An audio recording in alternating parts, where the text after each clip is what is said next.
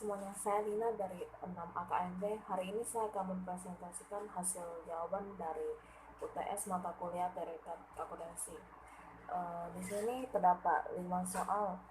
Yang pertama, jelaskan apa yang kita ketahui tentang awalnya sejarah akuntansi berdasarkan skenario.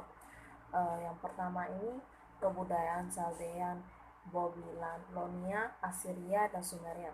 Di sini ditemukan pemerintahan terorganisasi pertama di dunia, termasuk beberapa bahasan tulisan tertua, catatan-catatan usaha tertua.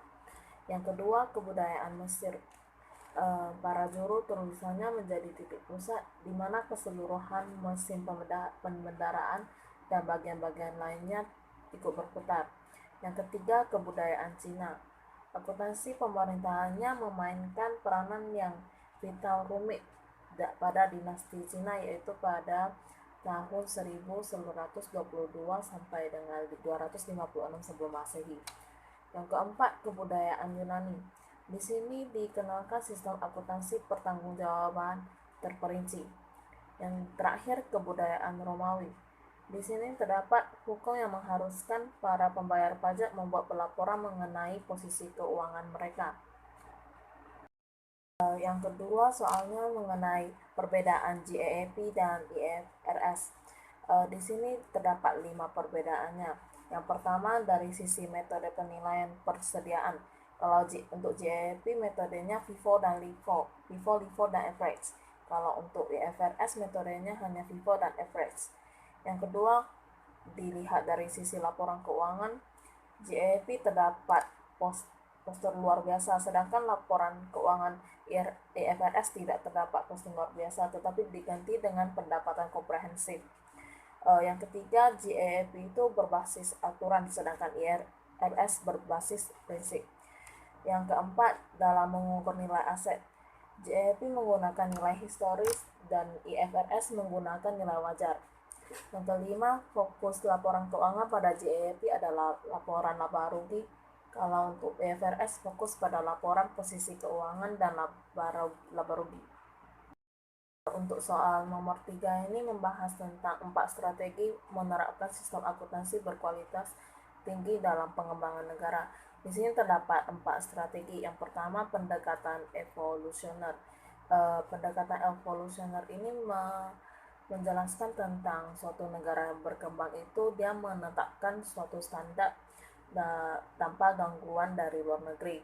Yang kedua, pendekatan transfer teknologi. Di sini diakibatkannya karena adanya perusahaan multinasional dan para akademik yang bekerja di luar negeri. Habis itu yang ketiga, penggunaan standar akuntansi internasional. Keuntungan dari penggunaannya bisa memperkecil biaya.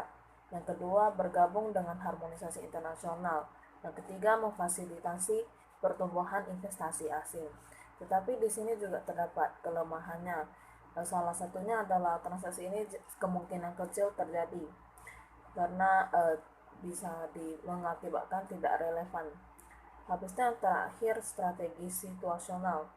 Di sini menjelaskan tentang standar akuntansi didasarkan atas analisis dari prinsip dan praktik akuntansi di negara maju. Selain 4 strategi ini, nomor 3 ini juga menjelaskan tentang argumen kita tentang strategi yang diterapkan di Indonesia.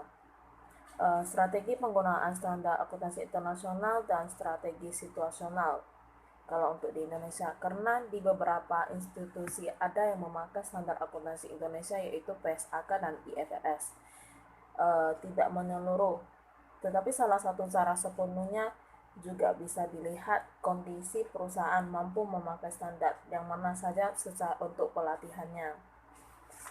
Selanjutnya soal nomor 4. Kalau nomor 4 ini menjelaskan tentang framework accounting. Jadi di sini terdapat framework accounting ini terdapat asumsi, prinsipal, constraint, quality, element, dan objektif. Sekarang membahas soal nomor 5. Nomor 5 ini membahas ada suatu argumen historical cost itu tidak relevan. Tapi di sini disuruh untuk buat dua opini tentang yang setuju atau tidak setuju. Yang pertama, saya tidak setuju kalau dibilang tidak relevan karena historical cost juga memiliki beberapa keunggulan. Yang pertama, hasil penilaiannya dapat diverifikasi. Yang kedua, dia bisa memberikan data yang bisa dibandingkan.